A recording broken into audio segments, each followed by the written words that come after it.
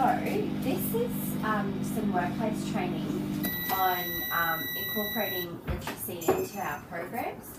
So I've run this before this week, but unfortunately it didn't film, so I'm starting again. Go. Yours should be coming, Julie. No. Okay. Let's get it on this way. I'll look at the other bridge.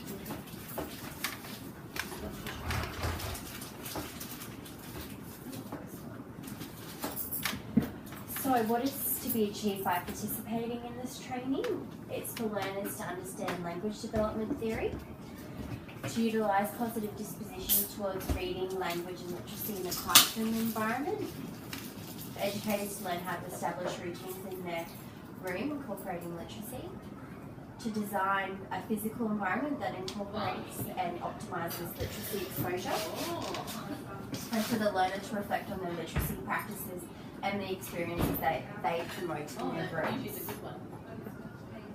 So, literacy. Maybe sing. Language.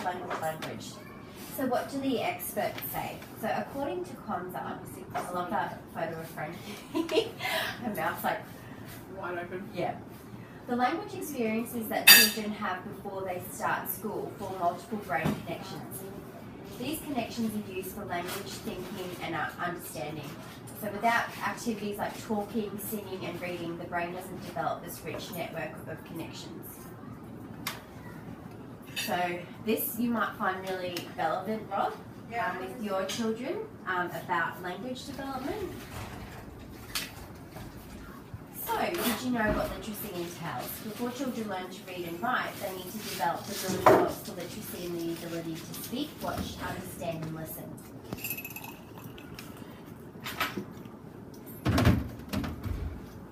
Language development and theory. Infants start without language, as we all know. So by around 10 months, babies distinguish speech sounds and engage in babbling.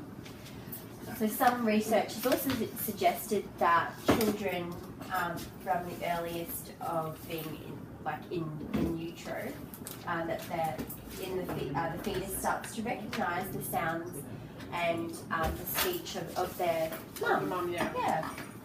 And the mums, they can distinguish the mum's voice from other people. What theories are there? So B.F. Skinner and John Watson are behaviourists. So they believe very much in the physical and environmental factors of imitation learning and conditioning. So they really believe that if you were to babble to a child and they say da da da da and you respond to that, then they are affirmed and they will start practicing that. If you were to behave in a negative way, like ignore them when they do that, then they will stop actually engaging in communication and in language. Noam Chomsky is a nativist and he focuses on biological factors of brain development and cognitive readiness. So he believes that there's this part of the brain that activates the language. And language theorists, interactionists believe that language results in interaction between nature and nurture. So all of that we're conditioned from the environment. So if people are talking a lot, then the babies themselves will start interacting and responding. So this slide here is about communicating. Can you think of a time when you noticed that a baby responded to your smile and your baby talk?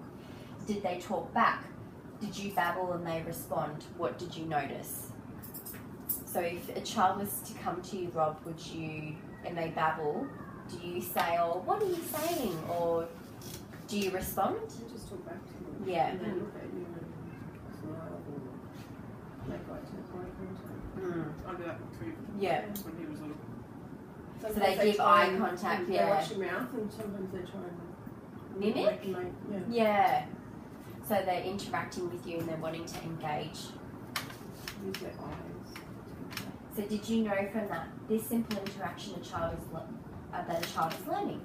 All of this back and forth interaction is getting your students ready for talking and socialising.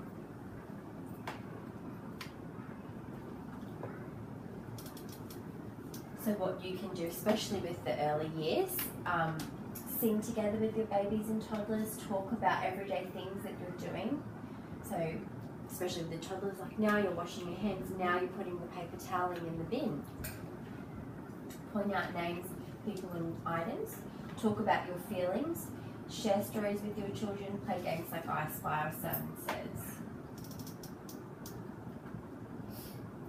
Reading and its importance in literacy.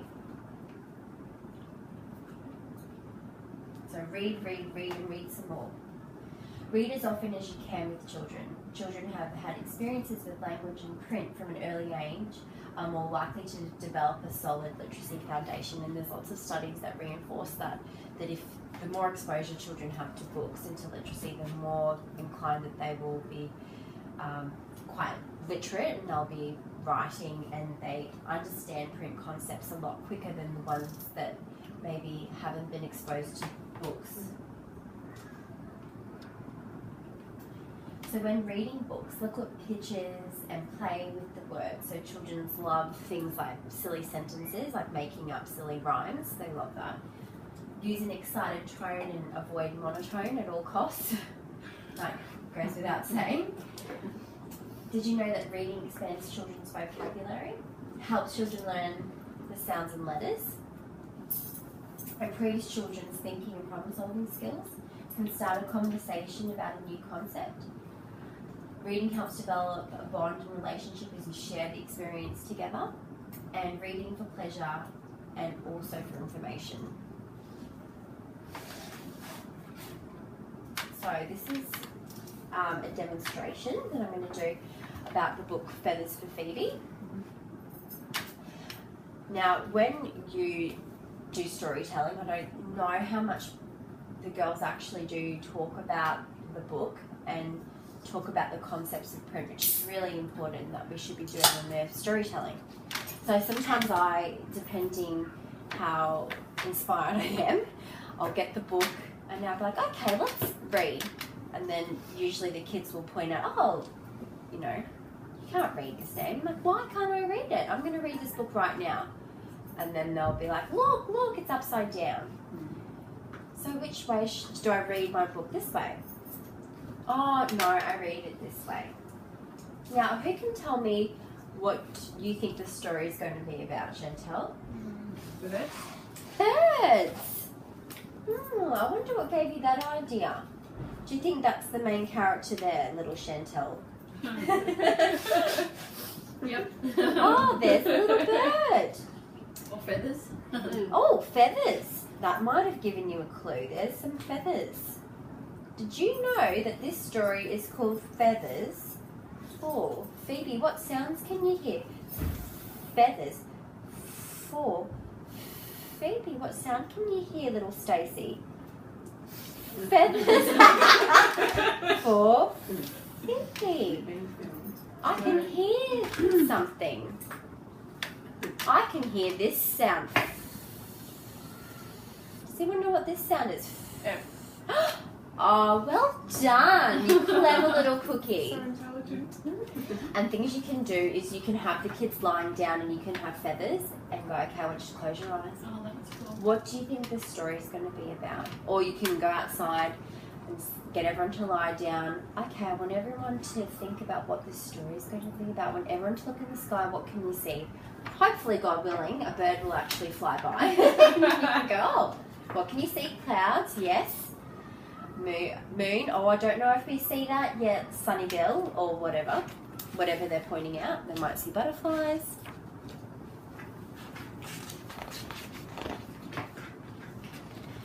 And when you're talking, we need to make sure that we're not monotone, that we're a bit excited. And this is the perfect book for that. Phoebe was small and grey and she didn't like it, not one little bit. I want to be noticed and I want to stand out in the crowd. I want to look like you, Phoebe told Zelda. Of course you do, Zelda replied.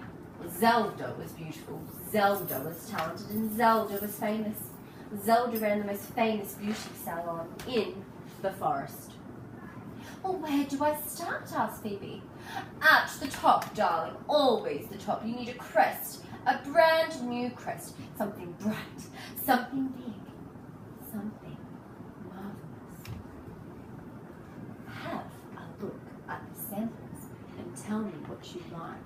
I find if we're always talking like this, the children get really excited, but when you actually bring the tone down and you're really quiet, the kids start leaning in, they're actually trying to listen. And the book goes on and on. It's about Phoebe basically looking like Zelda, and there's so many different activities and experiences that you could plan that extend from this resource, from this one book. And that's what I love about books, that it's storytelling, but there's so many different things that you can do from a basic book. It's just about how you tell the story. So analyse and think about the learning that was occurring by participating in this story. What do you think the children are learning, really? About birds? Possibly, yes. Well, from that tiny little section I read, they're talking about crest, so the different features of a bird, colours, patterns, feathers. It could be talking about sharing in the book, about being yourself, being an individual. She wants to look like Zelda, about inclusivity and diversity, but also we've got to remember we're talking about the concepts of print, so we're learning about what a front cover is, what a spine is, the direction. So when I'm talking, I'm going from left to right, that we actually have to turn the page. All of those really important concepts. One thing I always do when I do stories is always make sure it's written by and illustrated by. I always like to do that with the children as well. And that's something that sometimes we forget. Yeah. We forget to point out who the author is and what an illustrator is. Definitely. So supporting name recognition. So sorry, Chantal, you've already done this part. That's okay. So this is a picture of Katie, and she actually wrote her friends' names by herself without any help. So she's actually, the help that she did have was that she wrote Sophia's name, but Olive spelled it out for her, so she's already writing her friends' names. So how to incorporate name recognition into your daily routine. So you could create your own class role. Here, this teacher's written a role that has the children's names as well as the children's pictures. So they will be identifying the picture and also eventually the name. We were talking the other day about how using name tags for where they sit at lunchtime. So they have their name tag with their photo on it. So you're actually being quite strategic in choosing where the child's going to sit at lunchtime. For going to the bathroom, you could do it, that they get their name tag and then go to the toilet and put it in a little bucket. Find where they're sitting at morning tea, their locker, all of those kinds of things. You could use more technology like paint, where they are writing their name and writing their friend's name. So providing a rich literacy environment, creating a learning environment with purposeful literacy experiences. So inviting displays and favourite new books on show. So I think having displays is really important. Is that something that Cheryl really liked? That like she really loved the mural that the girls did. Yep. With yeah, she loved the pre-kindy one. Yeah, it looks amazing. And also the one in Toddler 2. Oh, the one that's hanging down? Yeah. She loved the pictures in the frames. He's done with like little globes and stuff. She loved that. Awesome. And it's important for the kids to be able to see their names, see their face in the room. It's all all these little things that make a real important impact on the children belonging to the room and feeling like they're a part of the room.